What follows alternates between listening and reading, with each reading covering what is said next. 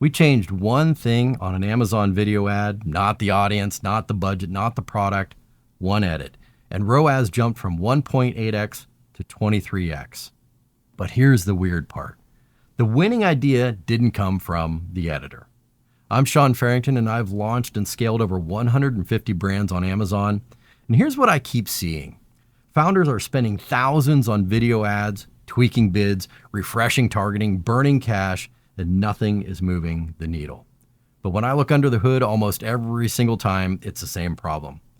They're building Amazon ads backwards. They start with footage, animation, music, transitions, and maybe a few words about the product. It's kind of like designing a billboard before deciding what would catch a driver's attention at 80 miles an hour. Because look, just like with billboard advertising on Amazon, money follows attention. Attention creates clicks. Clicks create opportunities, and opportunities create sales. But if nobody stops scrolling, nothing matters. Like with quick bands. Was sitting in an absolutely brutal niche, exercise booty bands.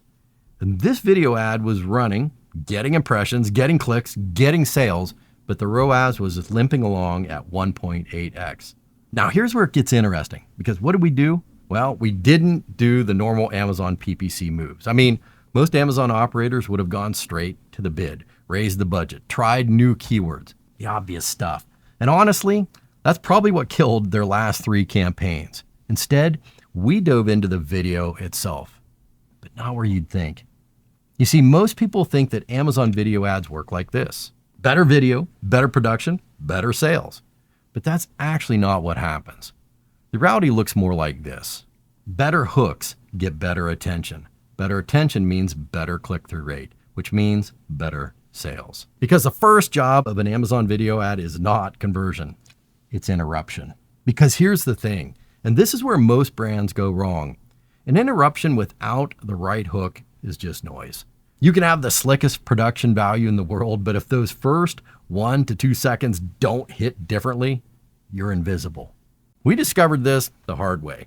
Changed one thing in our edit, just one, and the ROAS swung from 1.8x to 23x. Same product, same budget, same audience, different mechanism. The job of the video hook is to stop the shopper from scrolling long enough to pay attention.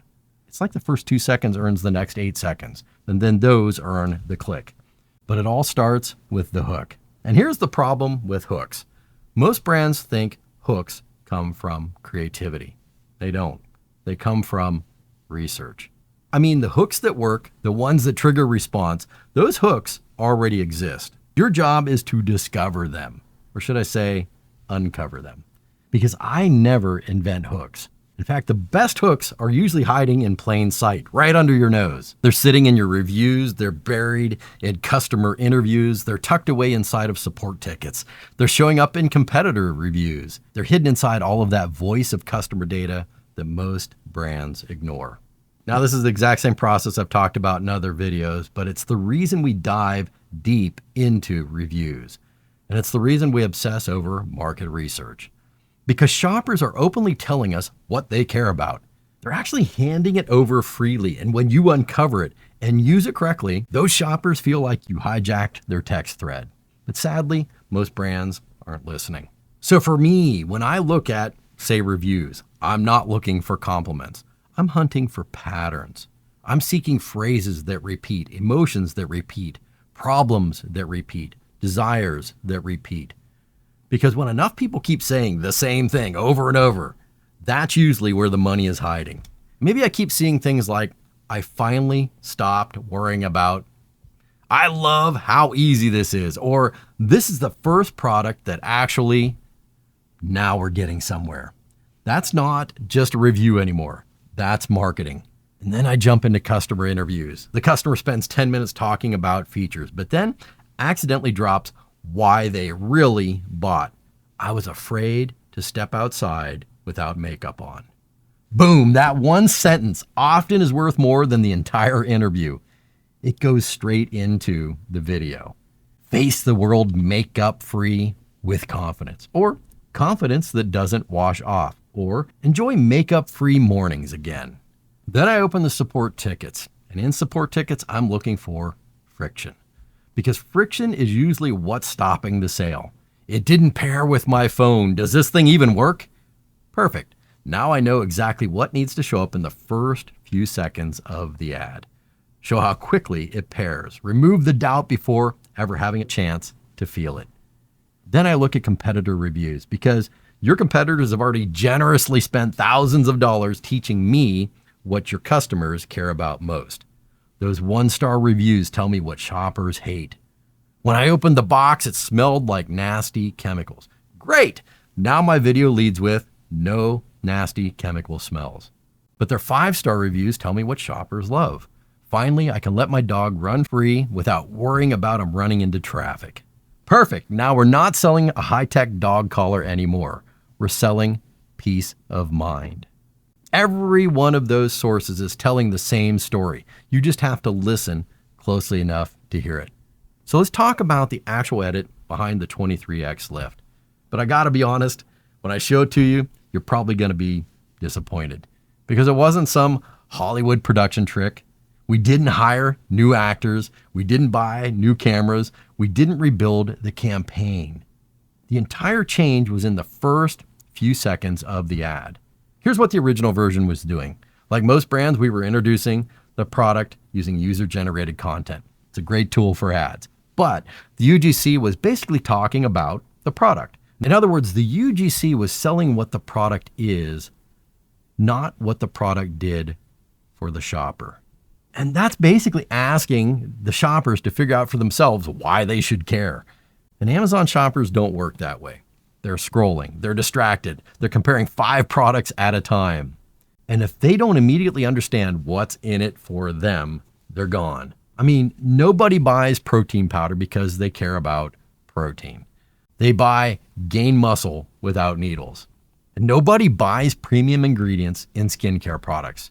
They're buying a transformation from embarrassment to wart-free skin that has them saying, I can finally wear my summer clothes again. And once you understand that shift, hooks become amazingly easy because now you're no longer guessing. You're simply reflecting back to what the market already told you. And that's how great video ads are built. So for quick bands, we went back to the research, back to the reviews, back to the customer language, and what we uncovered was interesting. People weren't excited about resistance bands. They were excited about what it let them avoid. The hassle, the setup, adjusting everything before they could even start working out. That was the breakthrough. They weren't buying resistance bands. They were buying one less excuse to skip today's workout. They wanted to get moving faster, easier, with less friction.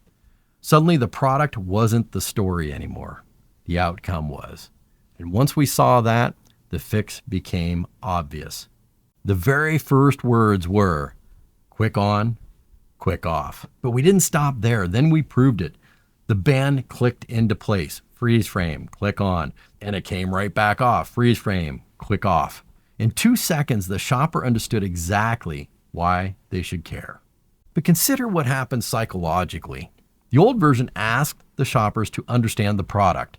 The new version lets them understand themselves, someone who doesn't waste time, someone who actually gets the workout done. That's what changed. We stopped selling resistance bands. We started selling momentum.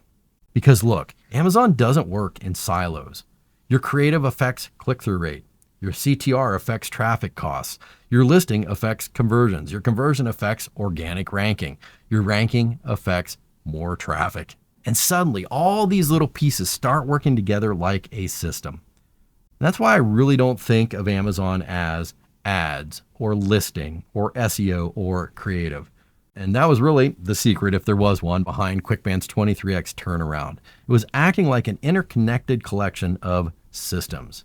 Now, if you're already doing 7 figures or more off Amazon, I'm opening up a few Amazon readiness sessions this week. This is a 20-minute working session where we'll sit down, map your product's path forward, identify what's blocking your growth, and build your 90-day roadmap to growing Amazon sales. There's no pitch, it's just clarity and strategy.